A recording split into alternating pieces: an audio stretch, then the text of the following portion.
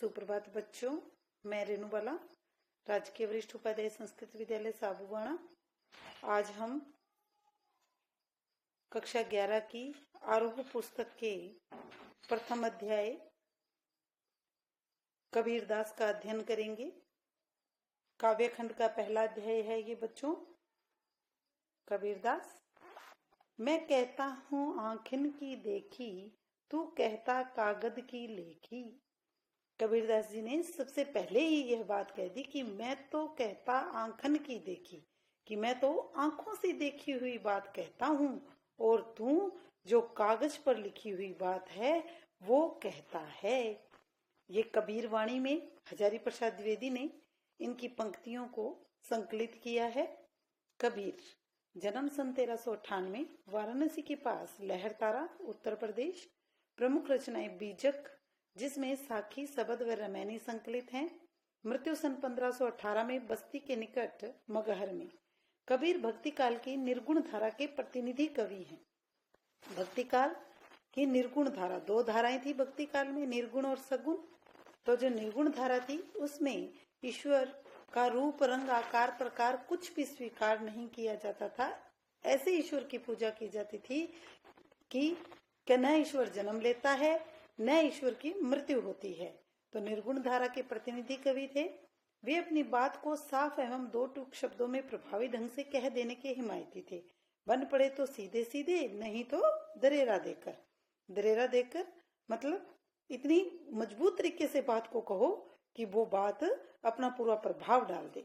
इसलिए कबीर को हजारी प्रसाद द्विवेदी ने वाणी का डिक्टेटर भी कहा है।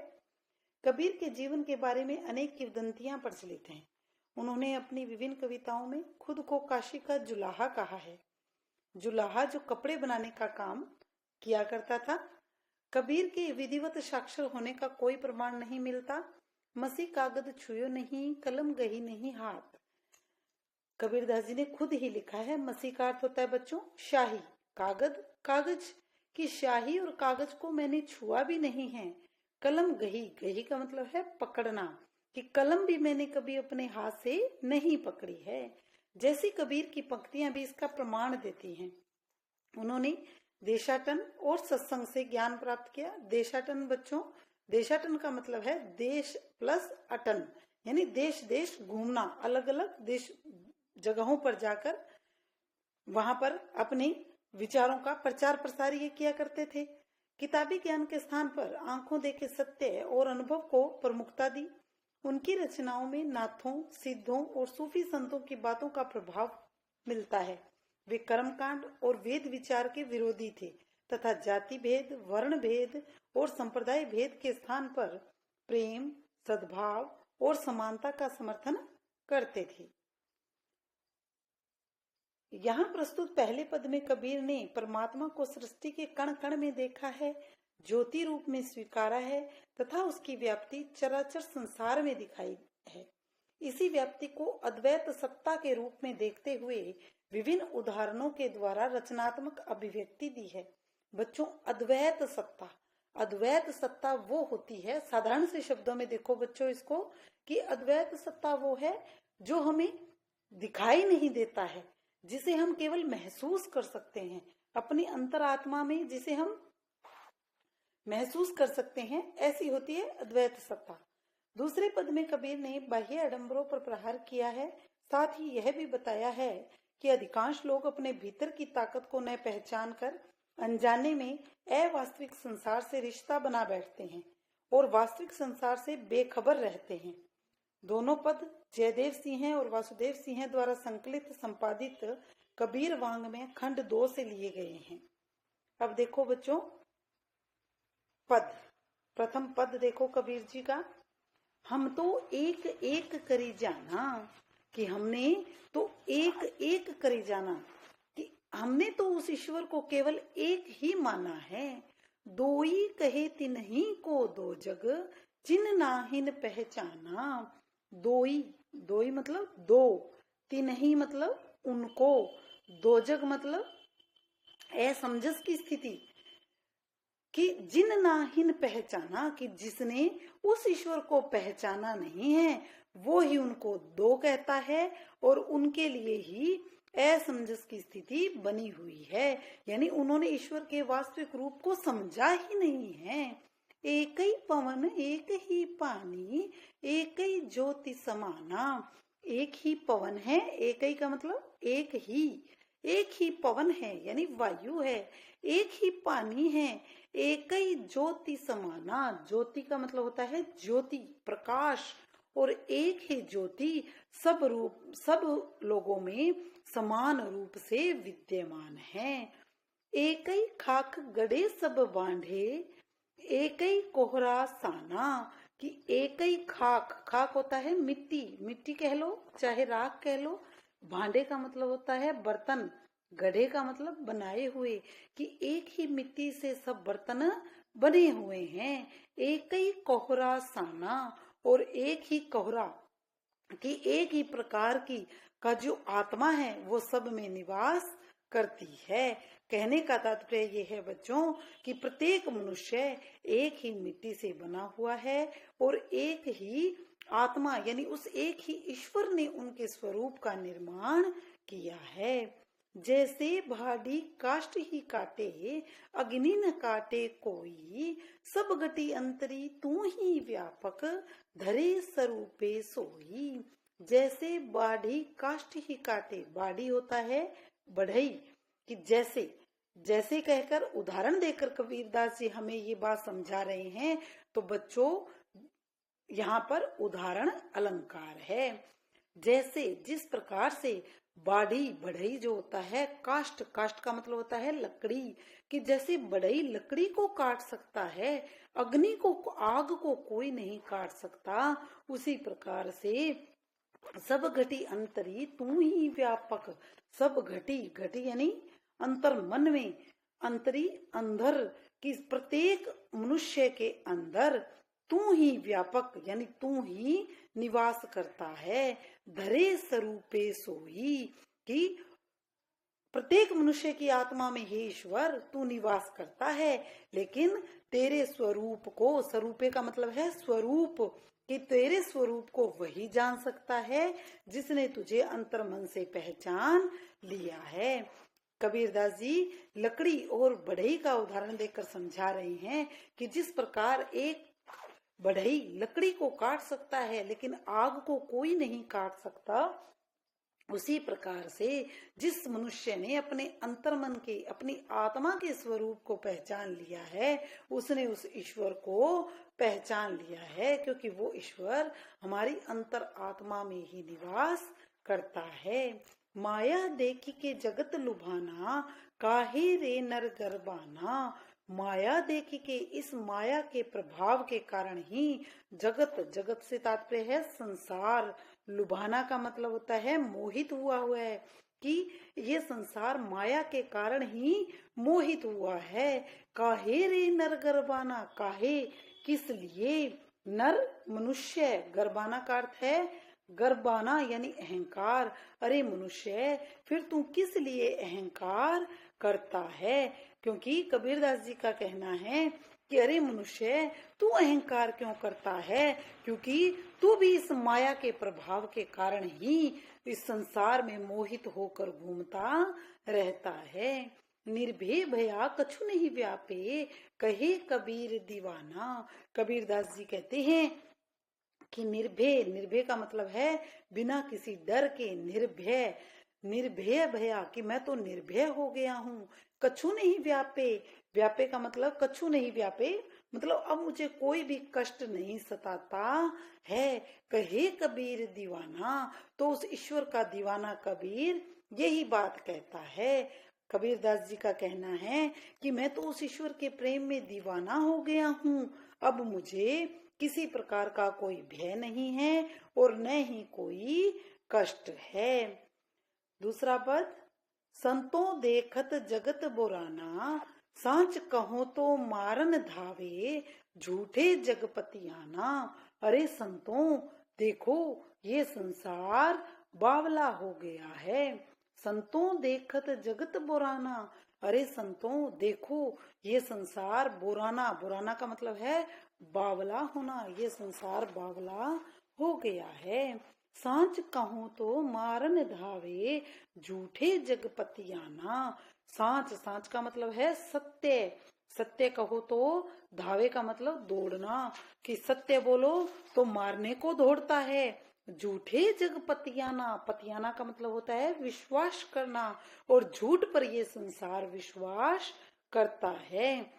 भी संसार की जो प्रवृत्ति है ऐसी हो गई है कि झूठे लोगों पर तो विश्वास करते हैं और सच कहने वाले को मारने दौड़ते हैं। नेमी देखा धर्मी देखा, प्रात करे स्नाना। मैंने नेमी यानी नियम पर चलने वाला भी देखा है, धर्मी देखा धर्म कर्म करने वाला भी देखा है। प्रात करे स्नाना, स्नाना का अर्थ है स्नान करना, नहाना, कि प्रातः काल जल्दी उठकर स्नान करने वाले भी मैंने देखे हैं। आत्म मारी पखा नहीं पूजे, उनमें कछु नहीं ज्ञाना। आत्म, आत्म का मतलब आत्मा, स्वयं, स्वयं को। पखाने का मतलब पत्थर को, कि स्वयं को मारकर, स्वयं अपनी आत्मा को मारकर पखाने, पखाने मतलब पत्थर की पूजा करते हैं। उनमें कछु नहीं ज्ञाना, उन लोगों को कुछ भी ज्ञान नहीं है। बहुतक देखे पीर ओलिया, पढ़े किताब कुराना। कि मैंने बहुत से पीर ओलिया देखे हैं जो कुरान शरीफ जैसी पवित्र किताब को पढ़ते रहते हैं। कई मुरीद तदबीर बतावे, उनमें उहे जो ज्ञाना। कई, कई का मतलब कोई, मुरीद का मतलब शिष्य, तदबीर का मतलब होता है उपाय। कोई शिष्य उपाय बताता है लेकिन वो उतनी ही बात करते हैं। उनमें उहे जो गाना, उहे का मतलब जितना, कि उनमें जितना ज्ञान है वो उतनी ही बात करते हैं। आसन मारी डिम्ब धरी बैठे, मन में बहुत गुमाना। आसन मारी, आसन मार कर बैठ जाते हैं, यानी कि वो ध्यान मुद्रा, आसन मारना कि ध्यान लगाकर बैठ जाते हैं, कि हम तो पूजा पाठ कर रहे हैं, ईश्वर का नाम ले रहे हैं। आसन मार कर बैठ जाते हैं। डिम्ब, डिम्ब का मतलब होता है अहंकार, और अहंकार मन में धारण करे रहते हैं। मन में बहुत गुमाना, और उनके मन में बहुत ही अभिमान होता है, कि आसन मारकर बैठ जाते हैं, अहंकार रखते हैं कि हम तो बहुत बड़े तपस्वी हैं, तपस्या कर रहे हैं। उनके मन में तो अहंकार भरा होता है, गर्व भरा होता है, तो उनमें ईश्वर की प्राप्ति कैसे हो सकती है। पीपर पाथर पूजन लागे, तीर्थ गर्भ भुलाना। पीपल और पत्थर, पीपर होता है पीपल, पीपल का पेड़ बच्चों, कि पीपल और पत्थर को तो पूजने लग जाते हैं, तीर्थ गर्भ भुलाना, और तीर्थों पर जाकर अहंकार करते हैं कि हमने इतने बड़े बड़े तीर्थ स्नान कर लिए हैं। इस बात का भी उन्हें अहंकार है। टोपी पहिरे माला पहिरे, छाप तिलक अनुमाना। टोपी पहनते हैं, मालाएं धारण करते हैं, माथे पर भिन्न भिन्न प्रकार के तिलक लगाते हैं, और कहते हैं कि हम ईश्वर की आराधना कर रहे हैं। साखी शब्द ही गावत भूले, आत्म खबरी न जाना। कि साखी शब्द ही गावत भूले, कबीरदास जी कहते हैं साखी और शब्द, शब्द यानी उस ईश्वर का जो ज्ञान है उसको गाना भूल गए हैं।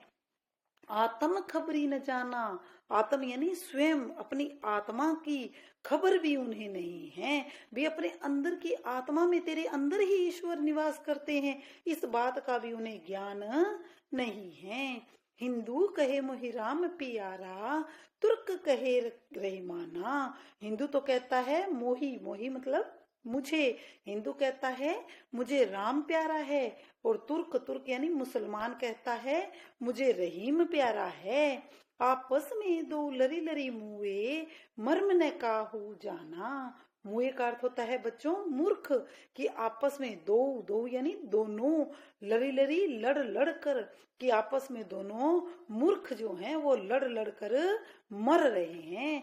मर्म न काहू जाना, मर्म यानी उसका अंदर का ज्ञान किसी ने भी नहीं जाना है। घर घर मंत्र देत फिरत है, महिमा के अभिमाना। और घर घर विभिन्न प्रकार के सन्यासी हैं, कोई पीर ओलिया हैं, वो घर घर मंत्र देते फिरते हैं महिमा के अभिमाना, और इसी अभिमान में, इसी अहंकार में रहते हैं कि हम तो उस ईश्वर को याद, उस ईश्वर की प्रार्थना कर रहे हैं। गुरु के सहित सिक्खे सब बूढ़े अंत काल पछिताना। गुरु के सहित, सिक्खे का मतलब है शिष्य, बूढ़े, बूढ़े का मतलब होता है डूबना, कि ऐसे गुरुओं के साथ, यानी ऐसे गुरु जो घर घर मंत्र देते फिरते हैं कि हमने ईश्वर का ज्ञान प्राप्त कर लिया है, ऐसे गुरुओं के साथ उनके शिष्य भी क्या होते हैं, इस संसार सागर में डूब जाते हैं। अंतकाल पछिताना, और अंतकाल होने पर वो पछताते हैं। कहे कबीर सुनो हो संतो, ई सब भरम भुलाना। कबीर दास जी कहते हैं, संतों सुनो, ये सब भ्रम है, यानी इस माया का प्रभाव है, ये तुम्हें सब भुला रहा है, यानी उस ईश्वर के प्रति तुम्हें भ्रमित कर रहा है। केतिक कहो कहा नहीं माने, सहजे सहज समाना। केतिक कहो, केतिक यानी कितनी बार भी उन्हें कहो, कहा नहीं माने, वो तुम्हारा कहना नहीं मानते हैं। सहजे सहज समाना, यहाँ पर सवर्ण की आवर्ती है बच्चों, तो अनुप्रास अलंकार है। सहजे सहज समाना, और केतिक कहो कहा, यहाँ भी अनुप्रास है। केतिक कहो कहा नहीं माने, तुम कितनी भी बार उन्हें समझाओ, लेकिन वो मन जो है वो तुम्हारा कहना नहीं मानता, क्योंकि उस पर माया का प्रभाव है। सहजे सहज समाना, कि वो ईश्वर तो बिल्कुल ही सहज है, हमारी अंतर आत्मा में निवास करता है, और उसे सहजता के साथ ही प्राप्त किया जा सकता है। धन्यवाद।